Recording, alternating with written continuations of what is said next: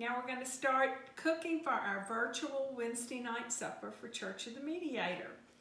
And I am going to make the English Pea Salad this morning because it needs to sit in the refrigerator at least until supper time.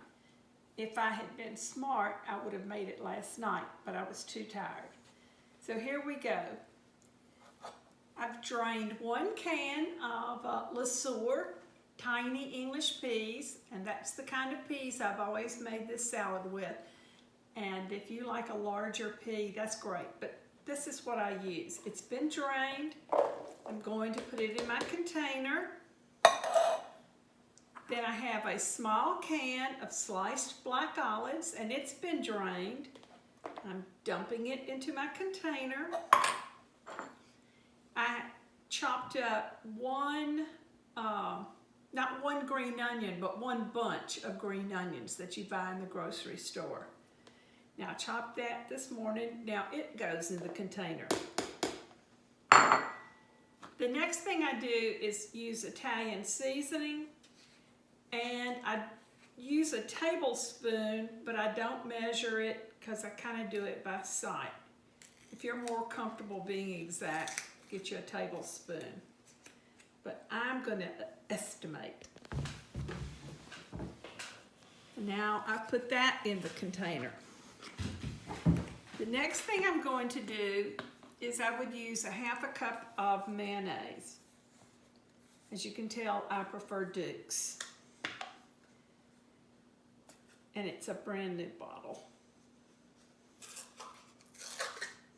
So let me get this part off. Again, because I make this so much, I'm not going to measure. I'm going to eyeball it and see about 1/2 cup. But that's what you would use if you were unfamiliar with this recipe. All right, all my ingredients are now in the container in which I'm going to store the pea so it will mingle all during the day. I'm mixing it up really well.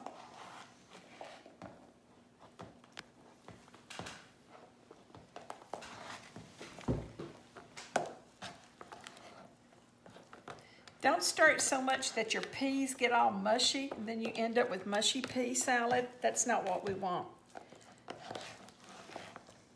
Just mix the mayonnaise in there really well.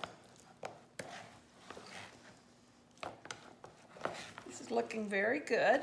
This is one of my favorite salads. It keeps for, probably it would keep for a week in the refrigerator.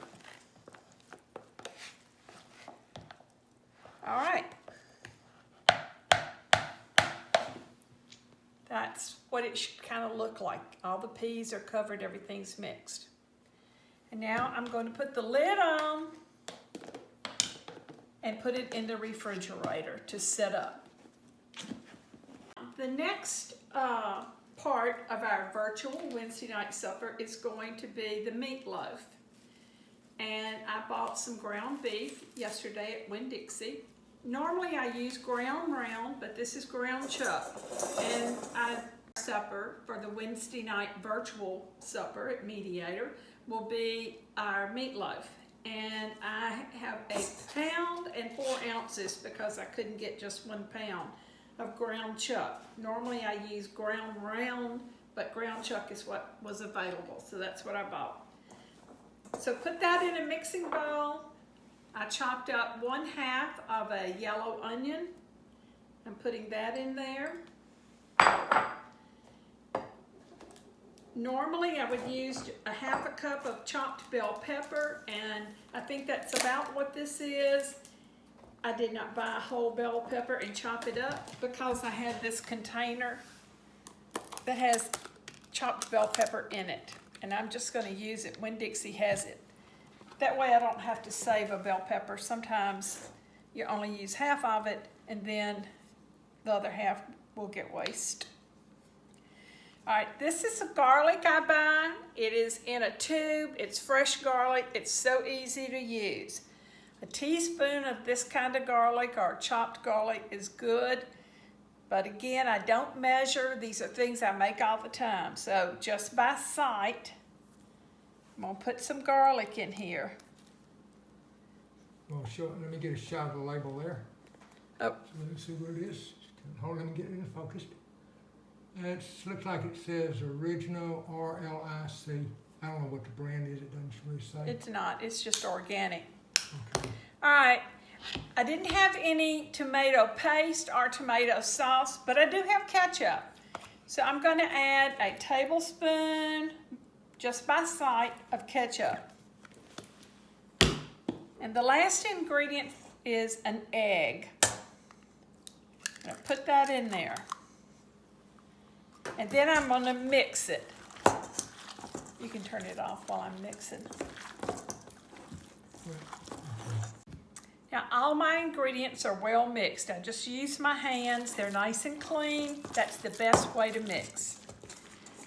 All right, and then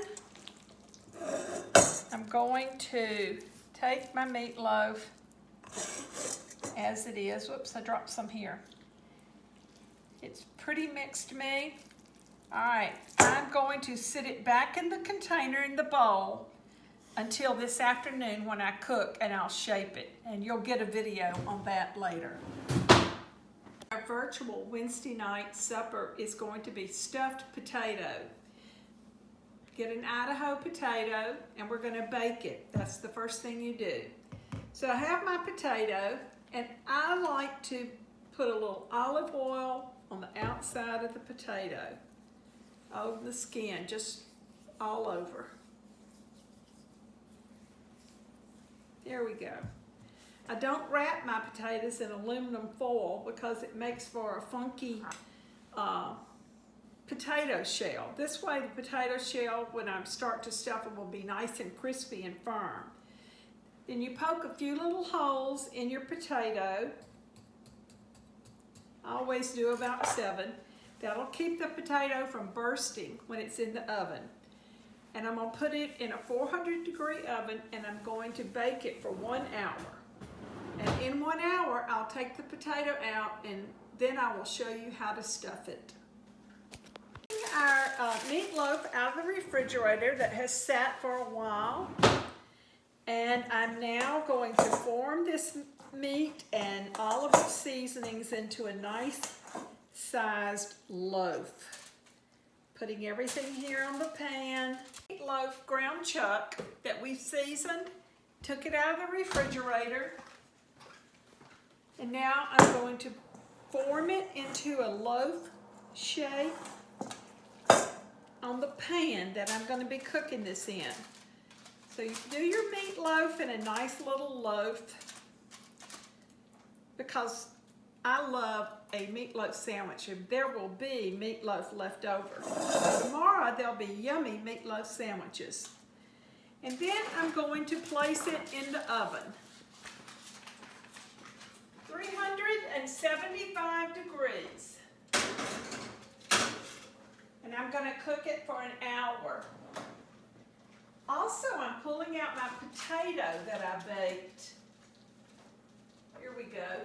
I'm going to set my timer for an hour. Now the meatloaf is in the oven cooking. Now I'm going to stuff the potatoes. Let me get a paper towel.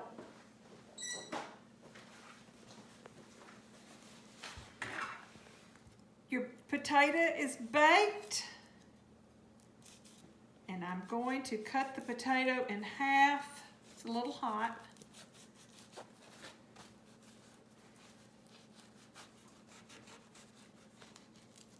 There we go. Now take your half of your potato, and we're going to scoop it out. Scoop out all the potato part.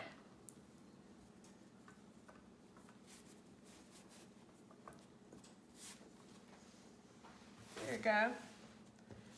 And here's the other half.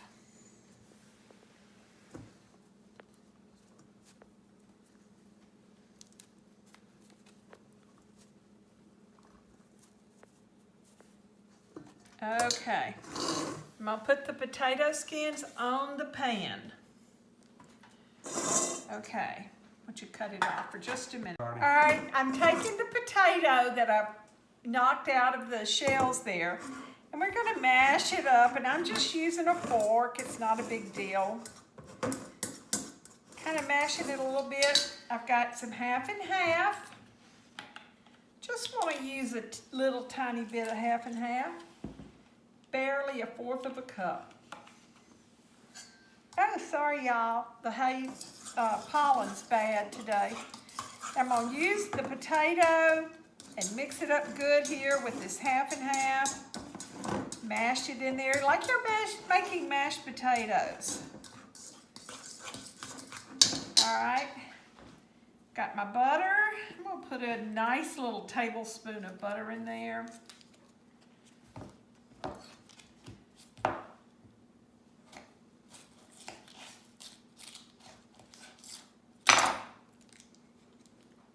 There you go. See if we can't melt that in there good. A good stir.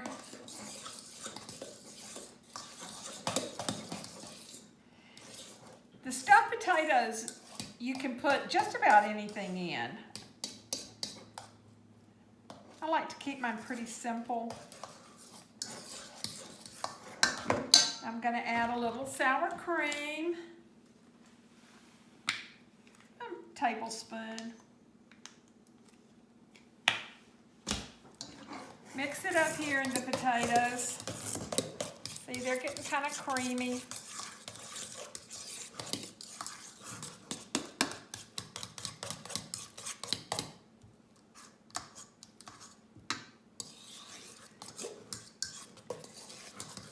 Now, let's see, I've got some cheese. Had some in the refrigerator, so I'm gonna put some grated cheese in here.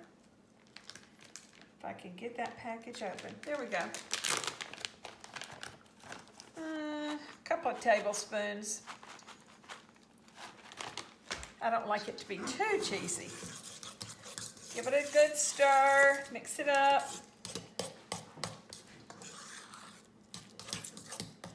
Now, this is where you could add bacon if you want bacon in it. However, I'm skipping bacon because I don't have any fresh bacon that I've fried and saved. You can use those nice bacon bits that you buy in the store, but I don't find those so tasty. Now I'm going to stuff this back into the shells.